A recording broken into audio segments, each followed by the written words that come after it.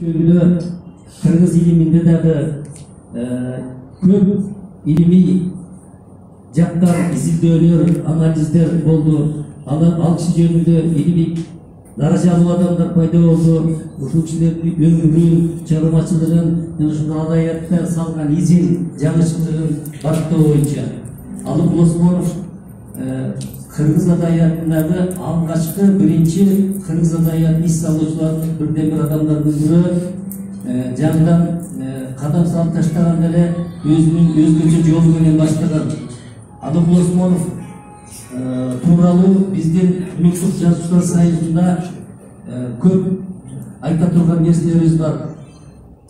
Улуу муундардан Алып Осмонов атындагы адайы сыйлык уюштурулган бул республикалык эң жогорку сыйлык поэзия жаатында белгилүү биздин кыргыз эл акындары Байтурсарына коюп, Раиса Рыскулов агаларыбыз эң алгычылардан болуп лауреат болгон. Ошолдон бери бүгүнкү күнгө чейин ушул жыл сайын 2 жылда бирден кыргыз адабиятына жаңыча ис салып, маани маңызы жагынан жогору, даражасы бийик, жакшы жазып келаткан чыгармачылардан сыйланып келатат.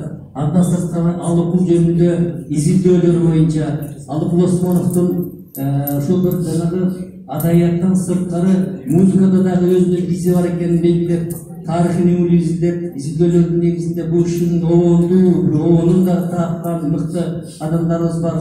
Айкелин ошондой эле сүрөтүн чыгармачылык жолун түшүндүрүп бир аңызды тарткан мыкты сүрөтчүлөрүбүз бар. Ушул кишилер дагы ушул Алып атындагы сыйлыктын эгеси болуп келишет.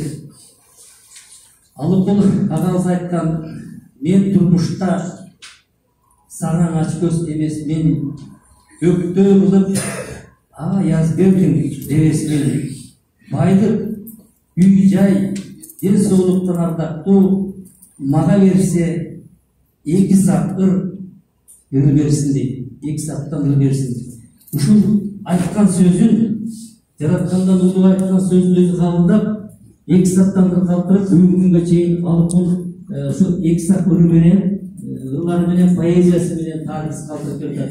Бул бүгүнкү күндө биздин эле муунда эмес, кийинки муундарга дагы алып ачып элек, алып жазып элек көп чыгармалар изилдөөлөр жатат. Алардын дагы ушу өздөрүнүн өз учурунда ачып бергенге абдан бир мындай бир ынтазарлар бөлүп, илимий жактан дагы алып темасын алгандар бар.